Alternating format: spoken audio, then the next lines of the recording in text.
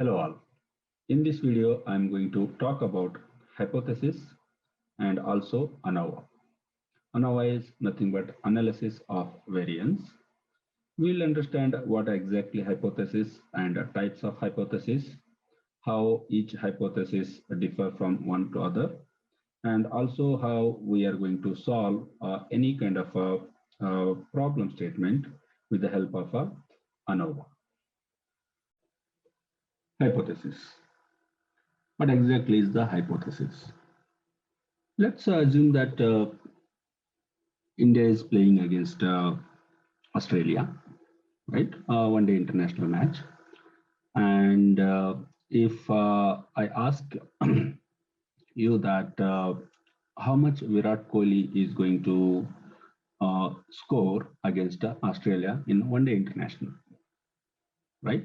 So in that case, I'm sure that many of us will tell that, okay, he is going to score more than 60, more than 70, or more than 100, right? So this kind of answers we'll get. Basically, we say that, okay, he is going to make a good score, right? So that why do we say such kind of a numbers? How did we arrive to that conclusion that, okay, he is going to make a big number?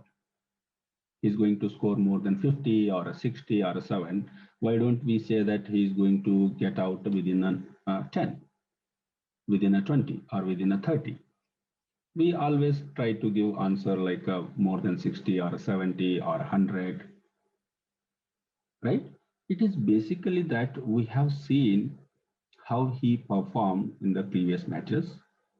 We have known the history. So we have some reasonable assumptions based on his past track record, right? So, but at the same time, if somebody tells me that, okay, prove it, right? So then basically I don't have anything to prove that. Okay, definitely he's going to make a 60 or a 70 or 80. So the reason why I'm saying all this, basically we are trying to guess here, trying to guess on something, on some event or some outcome, right? But at the same time, it is not like a lottery kind of a thing, right? We have some reasonable assumptions on any event, on any outcome. So based on that, we are trying to predict something. So that is basically what a hypothesis, right? Making a guess at the same time, it's not a wild guess. I'm not simply sitting and saying something, some number. No. Considering some assumptions, considering some reasonable assumptions, I'm going to make a guess, which is always true in nature. Most of the time it is true in the nature, right? So say making a guess based on assumptions without scientific proof. I cannot prove. If you ask me that, okay, can you prove that outcome? Can you prove that output or anything it can be? Can you prove that Virat Kohli is going to make 80%, 80 more than 80 runs? I cannot prove it, but yeah, I can guess it, right? Or explaining the situation based on the reasonable assumptions. That is basically a hypothesis. And how many types of hypothesis we have? A null hypothesis and alternative hypothesis. I can denote null hypothesis as H naught and alternative hypothesis as HA. What is null hypothesis? Null hypothesis decision always leads to status quo. What is status quo? So whatever we have our imagination, whatever the assumption we have, so always we are going to stick to that decision. If Virat Kohli gets out, at 0 or a 5 or a 10 in 2 or a 3 or 4 matches, right? So in the fifth match, still we are going to assume that, still we are going to guess that he is going to make above 60 runs or above 50 runs only, because we have that perception, right? So my decision will be always same. So that is what this guy is telling. Current status assumptions doesn't change because my assumptions are not going to change even though he gets out within 10 runs in the next 3 or 4 matches. The fifth match, still I'm going to stick to my original guess, that is above 50 or a 60 or a 70. So that status will remain same. My assumptions doesn't change. That is basically a null hypothesis. Like if I give one more example, in your academics and all, you have seen some students, they always score in a first test. There are second test and a third test, right? In the first test, say that let's take only one student example. He has scored 70 marks out of 100, and in the second test he scored 80 marks, and in the third test he scored 75 marks, right? So in the main exam we can guess that this kind of a students, this type of a student will score around, or I would say greater than 65 marks, because we have seen that track record. So based on that, I'm going to guess this number. I'll say greater than 65 or a greater than 75 marks, right? So that is basically a null hypothesis. Guessing something, guessing some events, guessing some outcome, whatever it is, right? So that is basically a null hypothesis. And if I talk about alternative hypothesis, it always opposite to null hypothesis. Decision leads to opposite of null hypothesis. So why we are discussing this hypothesis, null and alternative, right? So if I want to do some kind of a testing for any reason, for anything, right? So we always have a hypothesis. We always do have a null hypothesis. Okay, if this is the situation, my outcome is ABC. If this is the situation, my outcome is going to XYZ, right? Some assumptions we have in each and every field, right? So why do we need this alternative hypothesis? We always wanted to prove it wrong. Virat Kohli is going to make a greater than 80 runs, but I want to conduct a hypothesis test, right? Always I want to conduct a hypothesis test so that I can prove this is wrong. So that is why we conduct a hypothesis testing. So if I'm not able to prove, that is fine. I will stick with this number. If I'm able to prove it wrong, so basically I can say that, okay, this is not the right guess, right? So that is the idea here. So whatever the null hypothesis we have, whatever the assumptions we have on any event, on any outcome, we always try to test it, whether it is statistically significant or not. So with some proof, with some formula that we are going to conduct, right? So yeah, that is about a hypothesis.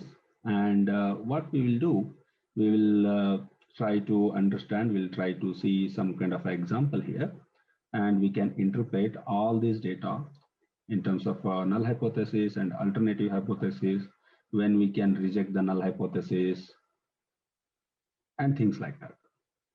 All right. Now, before getting into that, we need to understand the statistical tools. Statistical tools, a t-test, ANOVA. We'll talk about ANOVA later, but right now we'll discuss about a t-test. T-test can also be called as a student's t-test, right? Another name. Student t-test and t-test both are same here. All right, now let's get into the problem here. I have a data set related to marks. So let's visualize those marks.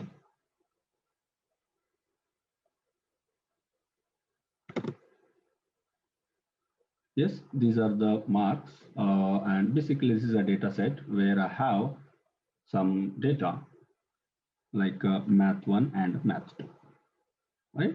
And we also have a program 1, 2, 3, three programs, and some other data as well. Now let's understand this problem statement so that we can interpret in a better way. A teacher wants to teach students for a competitive exams. She collected a sample of students marks from different schools, and based on her past experience, she believes that, we can note, she believes that based on what? Based on her past experience. As I gave Virat Kohli example, based on our past, whatever we have seen, based on our experience, we always believe. Similarly, teacher believes based on her past experience that these type of students will score more than 60 marks in the exams, because she has seen such kind of students in her experience. So she believes that this type of students will score more than 60 marks. Now, she cannot blindly believe on that. So what she wanted to conduct a hypothesis test on the marks. Let's see that whether my assumption, my hypothesis is right or wrong. So basically, what is null hypothesis here? Null hypothesis is H naught. The average data, average marks will be always greater than or equal to 60.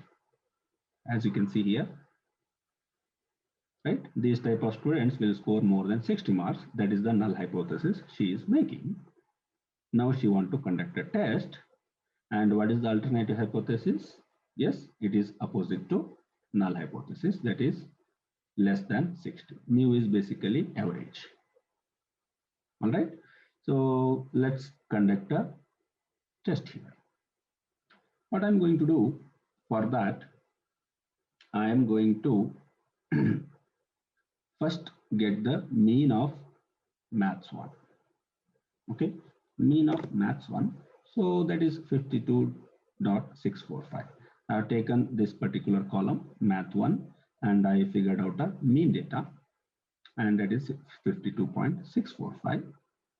And we'll talk about this alpha later.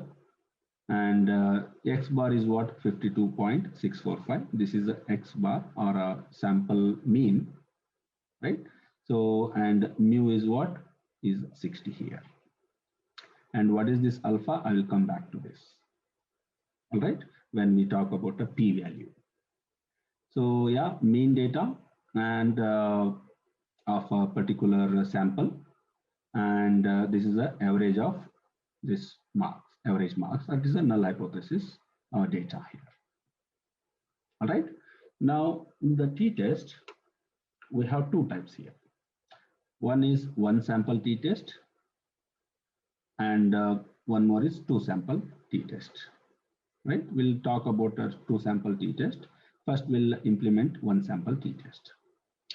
So since we are conducting a test for one sample, we will go for a one sample t-test. So how I'm going to use this one sample t-test?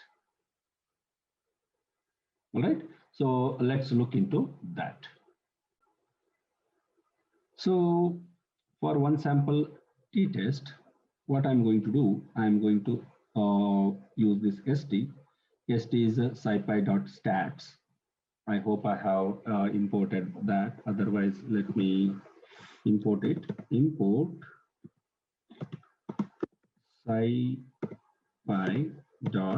as st. All right. So I'm going to import that, and I'm going to use this st dot. For one sample t-test, formula is very simple, or this method is very simple. How I'm going to write st, this guy, t-test is what we are trying to conduct, underscore, since we are conducting one sample t-test, I will say one samp, right? st dot t-test underscore one samp. There I am giving a one sample means only one set of a data, that is a maths 1. So HYP is basically my data set. And there I'm selecting a math one, this guy, and I'm giving the average data. Mu is basically 60, right? That is what I'm going to give. Very simple. So let me execute. I think I have executed this. Let's execute one more time. And yes, now what data we are seeing here? We are seeing two sets of a data. One is a statistic data and another one is a p-value.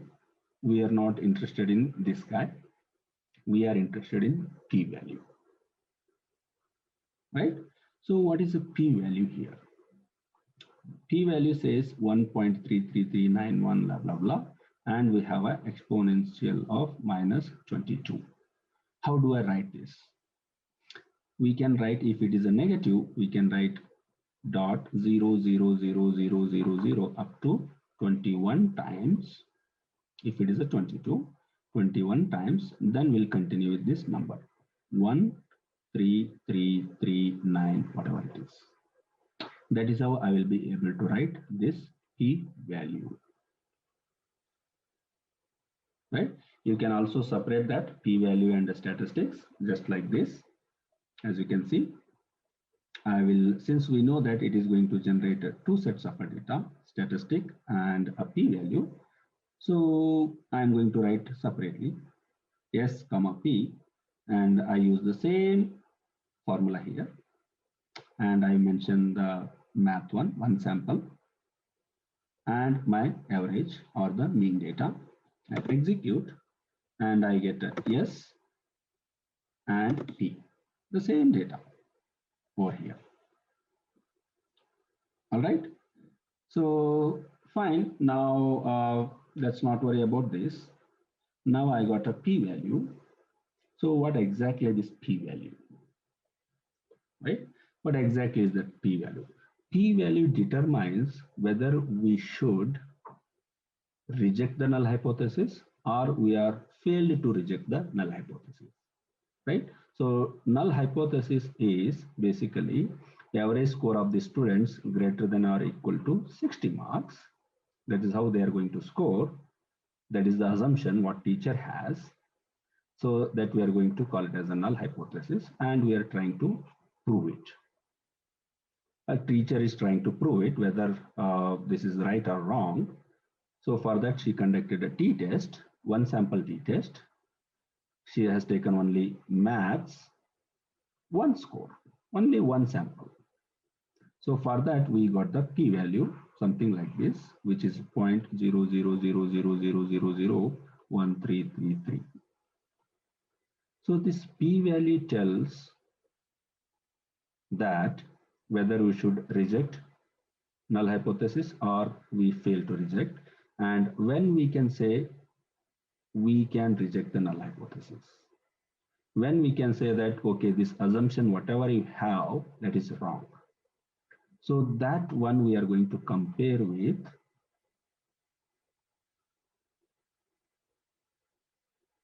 alpha. What is my alpha? Let me write it in a clear.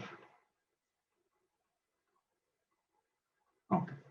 If my p-value is less than alpha, then I am going to reject null hypothesis. What is the alpha value? We have a p-value, which is this guy. What is the alpha? That is where we have this alpha here, 0.05. So this is the industry standards which everyone refers. If my p-value is less than alpha, then you can reject the null hypothesis. It means that whatever assumption you have about students, that is entirely wrong. And I will reject your assumption. I will reject your null hypothesis. So that kind of information, that kind of a conclusion we can make with the help of this p-value, which we are going to compare with the alpha. Alpha is 0.05. So you may ask that what is 0.05. So if I draw something like this, so we always try to take a 95% confidence interval. It starts from 0 and ends at 1. We always want data between this to this area. If it is a 0 to 1, I'm going to mark this data as a 95%. That is nothing but 0.95. And the data on the extreme right and this extreme right left are going to take together 0.05. If you sum that, 0.95 and 0.05 will get a 1. So we always look data in this area from here all over this place. If my p-value is less than 0.05, it means that it is not significant, right? It means that my data is falling somewhere here. If it is less than that, if it is still less than that 0.05, then obviously the data is not falling over here. So that is why we are going to reject the null hypothesis. That is why we consider this 0.05. This is the industry standards which everyone uses whenever they start looking into p-value in order to reject the null hypothesis, and are we going to fail to reject the null hypothesis. That is the importance of this p-value. All right. If p-value is not less than alpha, then we have failed to reject this null hypothesis. Right now, the conclusion of one sample t-test, since we have considered only one sample. So based on one sample t-test, we can say that whatever the assumptions teacher had, whatever the null hypothesis teacher made, which is completely wrong, we are going to reject her decision. We are going to reject her assumption, which is not true. All right, that is one sample t-test. Now let's move on to two sample t-test. Two sample t-test. In two sample t-test, again there are independent sample t-test and paired sample t-test. So this time, what I'm going to do, I'm going to conduct two separate tests for independent and paired sample. This time, let's see that whether her assumption is right, whether her null hypothesis is right or wrong. Because earlier we had used only math 1, but we have also, let's print this, we have also math 2, because she might have considered math 1 and math 2 marks. Based on that, she has some assumption. We always in our college first test, right? Sometimes we may get a less number of marks, but in the next test we may improve our study patterns. We may improve our score. So if you take average data, math 1 and math 2, yes, maybe my score will improve. That is what a teacher has done here. She considered math 1 and math 2 score. Based on that, she has drawn her assumption. Now I want to test that as well. So what I'm going to do, I am going to first conduct an independent sample. Right? So now let's see. So independent sample, basically what I'm going to do, I'm going to first check on a gender, based on the gender. Then we'll come back to paired sample. All right. So independent sample. So here what I'm going to do, male and female, 0 male and 1 is female. What I'm going to do, I'm going to check the value counts of this gender. I have a 0 and 1 value. I want to check how many zeros and how many ones. Let me execute this. Yes, 1 is having a 109. Suppose say 1 is a male, 0 is a female. We have a 91 counts and 109 counts of this number 1. All right. So now what I'm going to do, I'm going to subset the data on gender. So if my gender equal to 1, take their math 1 marks and check the head. Yes, we have considered only gender equal to 1. So that is how this data looks like. As you can see, the index is also getting changed here. So now what I'm going to do, I'm going to conduct an independent sample t-test. So for that, a very small change. So we have seen a one sample t-test where we have written st.t-test underscore one sam. I don't need to do so much of change here. I will write everything same, st.t-test underscore. I will just write a ind, that is independent sample. So I'm considering for a gender equal to 1 from this data set where gender equal to 1, and I will take math 1, comma, I will select again gender equal to 0. This is for a male and this is for a female. Conducting independent. One for male, one for female. So for both cases, I'm selecting the math 1 only. All right. So that is how I will be able to write this independent t-test. Now, if I execute that and I have separated a t and a t, we know that it is going to give 2 outcomes, but we are interested in the p-value.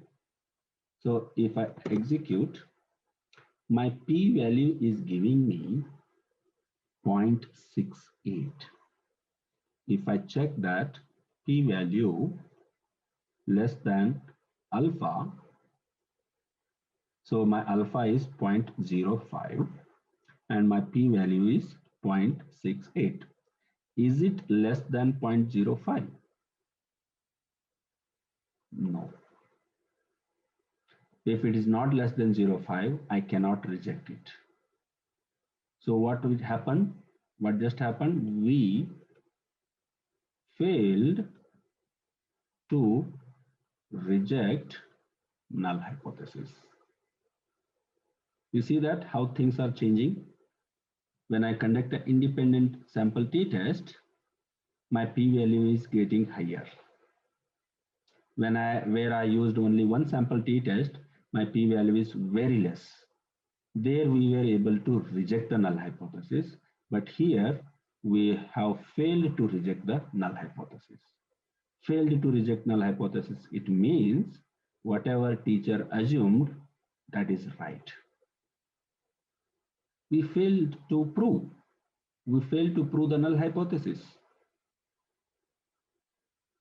Right? So let me correct that. We failed to reject the null hypothesis. Right? I cannot say I will accept the null hypothesis. I simply say that we failed to reject because we have conducted this t-test to reject the null hypothesis. When I fail, when my statistical analysis fails, I can say that we failed to reject the null hypothesis because my p-value is not less than alpha. It is greater than alpha. Right? So that is how I will be able to conduct a independent sample t-test. All right. So then one more sample, that is a paired sample t-test. Here, what I'm going to do, I am going to take when I say pair, obviously 2 samples, math 1, comma, math 2. Right? So I'm going to take 2 samples and I'm going to write here st.t-test underscore, instead of independent, I'm going to write REL, relational, REL, this guy. When I say relational, yes, obviously I have to give 2 samples, paired one, math 1 and math 2. So this is also going to give a T and a P. We are interested in the P value. That is what is required to check the assumption. That is what is required, whether based on the alpha value and based on the P value, we are going to compare. That is required to check whether we can reject the null hypothesis or not. So what I'm going to do, I am going to execute this and I will print this P value, and this is giving me 0.17. Is it less than 0.05, which is alpha? It is no. It is not less than 0.05. It means that again we failed to reject null hypothesis. What was null hypothesis? Null hypothesis was greater than or equal to 60 marks. We failed to reject. It means that whatever the experience teacher had, based on her experience, she assumed that this kind of students are going to get more than 60 marks. That assumption is absolutely right, because we failed to prove that alternate hypothesis is correct. We failed to reject this null hypothesis, right? Because my P value is not less than alpha. So that is what the t-test, right? One sample t-test, two sample t-test. In two sample t-test, we have independent and paired, right? So that is how the hypothesis testing will be done. So we have one more hypothesis testing, that is nothing but ANOVA, analysis of variance. Analysis of variance, or in simple, we can call it as a ANOVA. All right. So let's understand something before getting into this analysis of variance.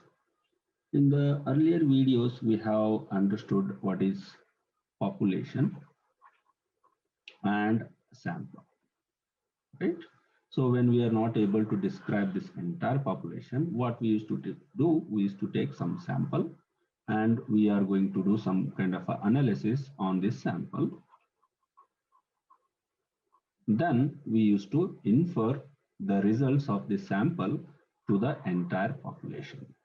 That is a part of inferential statistics, right? So that is how we used to interpret the population. But I have a problem here, right? Say that population is all elements in groups, whereas sample means a randomly selected subset of the population, right? So sometimes it is not always feasible or possible to collect a population data, right? So what we do, we perform analysis using some samples, right? So now let's say that, for instance, there are college students, and there are so many students, and those students, we call it as a population, right? And what we do, we have so many students and we'll take some sample, suppose say 1,000 students, right? So say this is a population is Indian students, all Indian students. We have so many students, and I want to do some analysis. For that reason, I have collected 1,000 samples from this population, and this is the sample. So when I analyze this sample, and if I try to infer to this entire population, sometimes it is not reliable to directly apply the sample analysis results to the entire population, right? So what we need to do? So we need to have a systematic ways to justify the sample results, whatever the results we are going to get. We have systematic ways to justify these results to the entire population. right? So this is the reason why we need a statistical test, right? So we have seen in the earlier video t-tests. So similarly in this ANOVA, we are going to discuss something different. So coming back to this example, so we evaluate how likely the sample results are, whatever the analysis we make, how likely the sample results are true representation of the population. So is it reliable or not? So for that, we need to conduct some tests, right? So we always set some null hypothesis and alternative hypothesis, things like that. So now,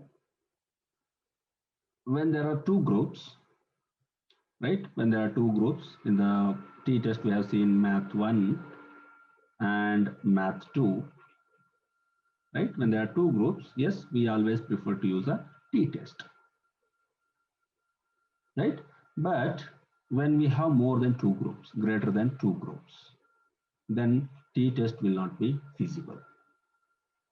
Suppose say there are three groups, A, B, C. In that case, I have to conduct a t-test on A, B, and C, right? So this becomes harder to manage. So thus, for that reason, what we are going to do, we are going to use ANOVA, right?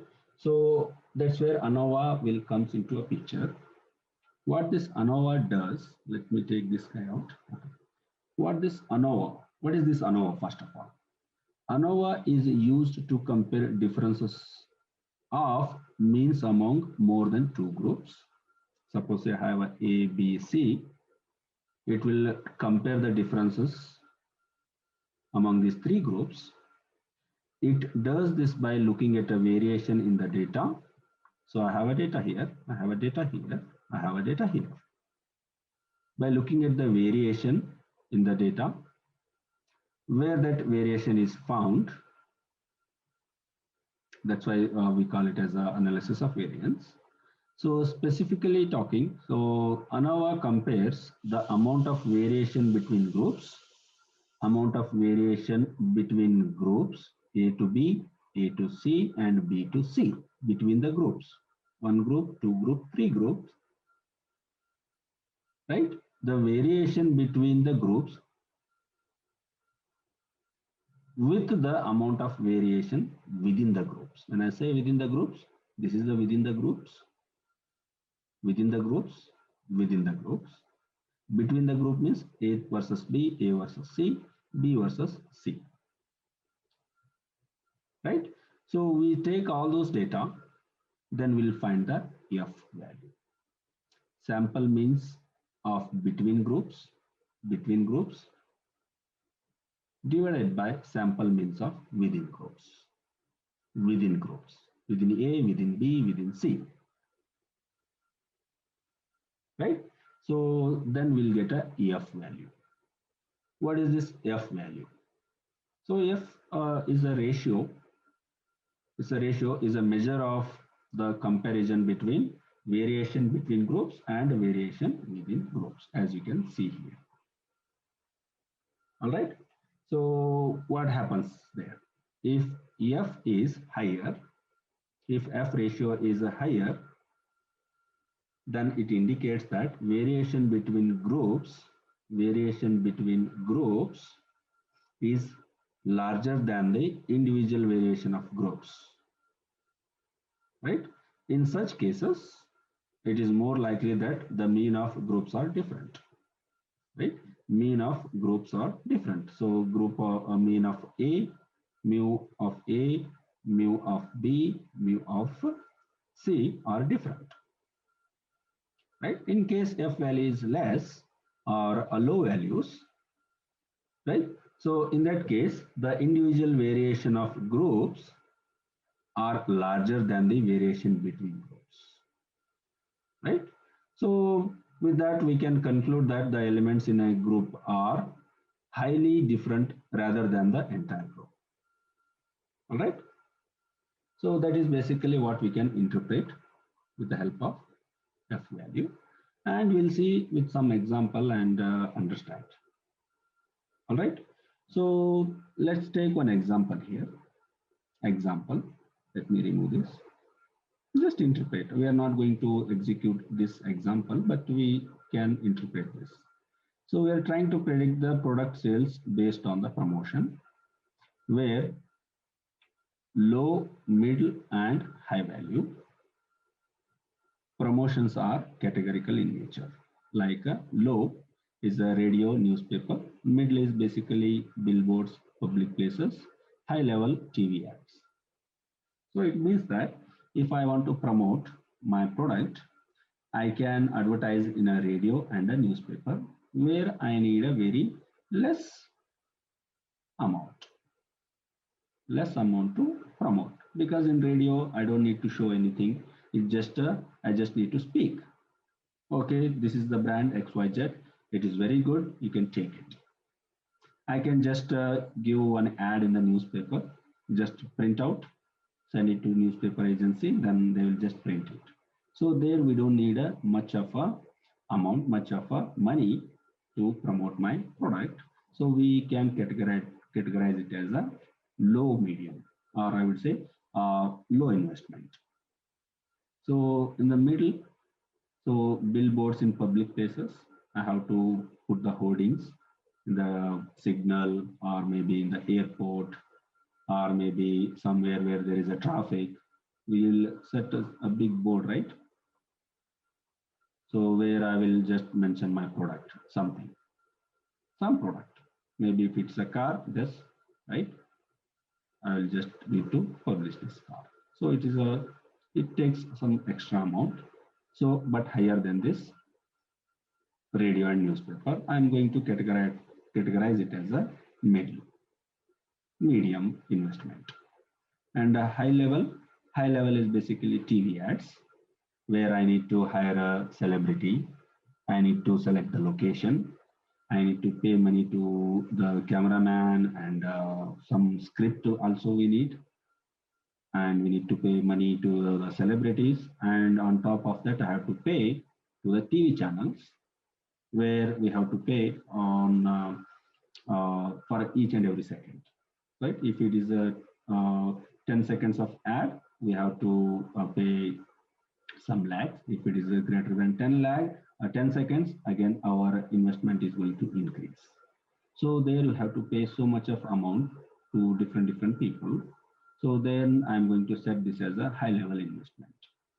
So based on low, middle, and high level categories, I'm going to predict sales. That is, sales is again continuous data, right? With the help of categorical data,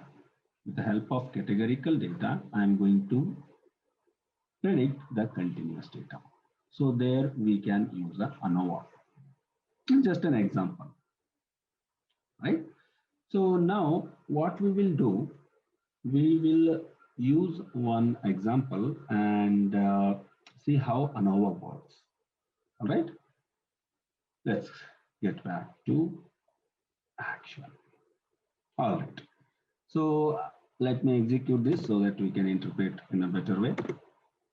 So here what I have three groups A, B, C, and these are student 1, student 2, student 3 marks in different groups A, B, C, right? So now how to start? How ANOVA works behind the scene. In terms of a formula, in terms of an equation, it's very simple, but how it is going to work behind the scene? Let's understand. So before that, let's construct a hypothesis here. What is the hypothesis? Right? So that is why we, to understand, to conduct a hypothesis test, we use a ANOVA. But what is the hypothesis? Hypothesis is, the null hypothesis for ANOVA says that average of dependent variable are same for all given groups. Alternative hypothesis says mean of dependent variable are not same for the given groups. Right? So null hypotheses are basically all are same. Average of A, average of B, average of C, all are same. That is what null hypothesis. The alternative hypothesis obviously not equal. Now we want to conduct a test. Right? Now let's see. So the first step is basically finding the mean, because ultimately we have to reach to the level where I can implement this formula. In this formula, what we need? We need sample means between groups, sample means of within groups. I need to find this. How will I be able to find? So I have to start finding the mean first. Mean of A, mean of B, school B, let's call it as a school, A, B, C, mean of school C. All right, I'm going to get the mean of each school. Then I have got this data for school A, B, and C. Right, that is the first step. And in the second step, I am going to calculate the grand mean. Grand mean is for this entire data, A, B, C, and all the observations. For that, I already have a mean of each and every school. So I will just add all of them. And how many schools we have? 3. I'll just divide it by 3 and I will get the grand mean of all the schools. It is 71.44, which is a grand mean. All right. Now, I have to find the sum of squared total within and between. So variations between, within, and total. So what I'm going to do, if I want to find the sum of squared about a grand mean or the total, so what I'm going to do, I'm going to first take the grand mean, which is 71.44, minus, for the school A, I will take all the observations. Mean minus first observation of school A and square it, because it's the sum of squared, plus grand mean minus second observation of school A, square it, plus grand mean minus third observation of school A. 82, 83, and 97 all are from school A. 82, 83, and 97. Right? So that is what I got. I'm going to square them, plus again for the school B, grand mean minus school B first observation, school B second observation, and third observation, plus grand mean minus school C first observation, school C second observation, school C third observation. Right? So all this data over here. All right.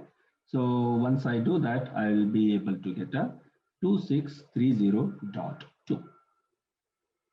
That is basically sum of squared deviation, sum of squared total. All right, sum of squared total. Then I want to do some kind of operation for the sum of squared within. Within means within A school, within B school, within C school. Right, within. All right, let's draw this way. School A, school B, and school C. I have a data here. So this SS total is for this entire. Now I want to find the SS within, between A, within A, within B, and within C. For that, we have figured out a mean of A, which is 87.3, minus first observation, which is this guy, square, plus again mean, minus the second observation, square, plus mean, minus third observation, square. Similarly, this is the school B mean, school C mean, and respective data points. Here 83, here 78, and 68. Same thing for the C. So then I will get a SS within, which is 506. Sum of squared within. Right? We got the grand, we got the within. Now we need to find the between. A versus B, B versus C, and C versus A. Right? So for that, we are going to use a grand mean. We know grand mean minus group A mean square. Multiply by 3. Why it is multiplied by 3? Because 3 is the number of times, sorry, number of items or students in the group A and group B and group C. We have 3. That is why I am going to multiply with this 3. In group A, in group B and group C, we have 3 observations. So I am going to multiply all those with a 3 only. So grand mean we figured out, group A mean we figured out, group B and group C mean I'm just going to find the difference and square it, and I will be able to get this data. All right, you can do it. You will be able to get only this data only. Now I need to find the degrees of freedom. So in order to reach the main formula, I have to do all these things. All right. So what is degrees of freedom? So in order to understand the degrees of freedom, let's do a small a task here. So say that I want you to write some numbers in these 3 places, so that will sum up to 100. You can choose any number in the first instance. I can choose 10, I can choose 20, I can choose 30, 40, 50, whatever number I want, I can choose. Let's say that I will choose a 40. And here I can choose any number here again, right? So I can choose 50 here, I can choose 59, I can choose 10, I can choose 1, any number I can choose. I have a freedom. Here also I had a freedom. Here also I have a freedom. Let's suppose say I can choose 50 here, right? I have a freedom here. Now here I don't have a freedom, right? I have to choose only 10 in order to make up to this 100. In this case, I do not have a freedom. So how much of freedom I had?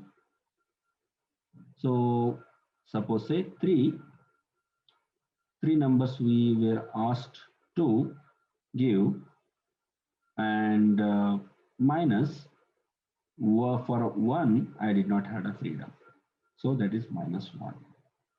Out of 3 I have 2 degrees of freedom.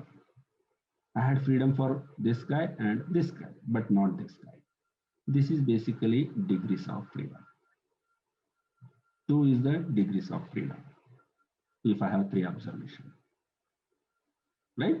So that I need to find.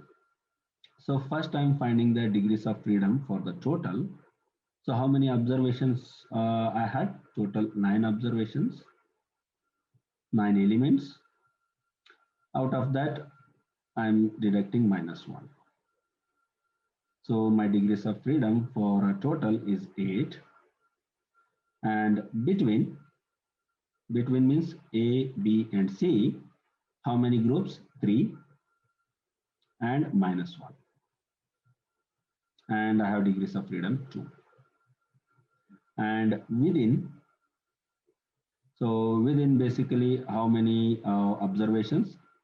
We had 3 observations, 3 and 3, total 9. And if I take out 1 here and 1 here and 1 here, that's -3. So degrees of freedom basically 6. All right. So that is basically the concept behind degrees of freedom. Now, what I'm going to do, I'm going to come down. Since we have figured out SS between, right, divided by degrees of freedom of between, degrees of freedom between. So we have this data and we have this data, and mean squared between groups is what I'm going to get here, this guy. Similarly, within, SS within we have, divided by degrees of freedom within. Degrees of freedom within also we have. Where I'm going to get mean squared within groups. We got a mean squared between groups, mean squared within groups. If I execute that, okay, I did not execute this. Give me a second. I have to execute this, and this. So what we were looking, go back all the way here. We are looking for means of between groups and means of within groups. What we got here, between groups and within groups. If I execute that, I will get 12.5940. This is the F value. But where is the P value? P value you will be able to get in the F table. What is the F table? Right? So in our academics or in the +2, so we have seen this log tables and things like that in the last page of the textbook. So we used to refer that table and find some values, right? So similarly in the F table, I have to refer this guy, 12.5940, and there you will be able to get a P value, right? When I use this F value, I have to give a degrees of freedom between 2 and within 6. We have figured out that. So if I use all this data, my P value is going to be this bond number, that is .007. All right. So yes, we know what we can do with the P value. If it is some kind of a use case, we could have interpreted in a better way. But what is the null hypothesis here? Null hypothesis is all the means, right? All the means are equal. Now P value is 0.007. So when I say P value, again I have to check P value. If P value is less than alpha, then I'm going to reject null hypothesis. What is the P value? P value is 0.007. What is the alpha level? Alpha level is 0.05. That is the industry standard. Is it less than alpha? Yes, it is less than alpha. Then I can say that all the means are not equal. We rejected the null hypothesis. Right? So that is what we have concluded here. All right. So this is how it is going to work behind the scene.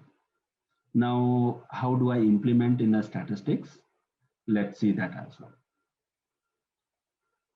So here I'll quickly go through this. As you can see, this hypothesis test data set,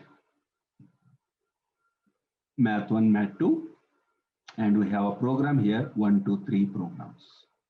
So 3 groups.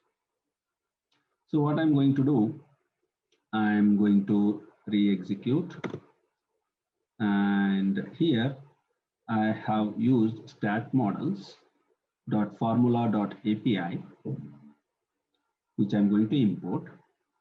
There I'm using a ordinary least square method. OLS is ordinary least square method. There I'm checking math 1 versus this program. So programs are basically 3 programs are there, 1, 2, 3 programs. So which means that there are more than 2 groups, right? So more than 3 categories. So I'm going to use that. That is what we have understood. Categorical data and finding the continuous data. Math 1 is the continuous data, program is the categorical variable. So I'm going to use sm.ols method, where I'm going to give math 1, this is the tilde symbol, and I'm going to give the categories. Then I'm going to give my entire data set, and I will say dot fit. So dot fit is going to be like looking into each and every program and analyzing the data, finding the patterns and things like that. So that is what .fit method does. I'm going to store all the result in this mod. You can give any name. So then I'm going to import stats models.api. These are all the stats models. Then I'm going to use this k. K is what short name which I have given for this guy. K dot stats dot ANOVA underscore lm. Right? This is the method that we have in the stats models. It is not something I have derived. This is what we can use in order to use the ANOVA. ANOVA underscore lm. Now I'm going to give this entire data, mod, MOD. When I give that data, so I'm going to print this AOV table, which is already instantiated here. Let me execute. It's going to take a little time, yes. So now you can interpret everything. Only I can use only this models. Only how many lines of code? 1, 2, 3, 4. In 4 lines of a code, I am able to do each and everything here, like all this mean, grand mean, total, within, degrees of freedom. Everything will be done behind the scene when I use these stats models. And here you can see program and the sum of squared, mean squared, f value, and this is the p value, right? So program, as you can see, between, right? Residual is within. This is a within. And sum of squared is nothing but a sum of mean minus x square that we have calculated. And program, as you can see, mean squared, that also we got in this case, SS between divided by df between, right? We have got so much of data here. Residual, so f value, PR is a p value, everything will be able to see here, right? So ultimately we are interested in this guy. P value is 0.03. 0.03 is less than 0.03 is less than 0.05. It means that whatever the null hypothesis we have, we are going to reject that. Reject null hypothesis. All right. So that is what is basically the conclusion. Null hypothesis is in each program, all the marks are same. The mean marks are same. Right? In program 1, mean marks of math 1, math 2 are same. In program 2, mean data is same. In program 3, mean marks are same. That is the null hypothesis. With the help of ANOVA, I am going to conduct a test with the help of ANOVA stats models, and I will be able to find this p value. And based on the p value, I'm going to compare with the alpha, right? And now I will be able to make a decision that is nothing but reject the null hypothesis, which means that not all the programs means are equal. They are different. All right. So that is all about the ANOVA. Hope you have got this, what is ANOVA and when we should use ANOVA and which situation we use ANOVA, right? So yes, that's all in this video. And thank you for watching this video. See you in the next video. Keep learning.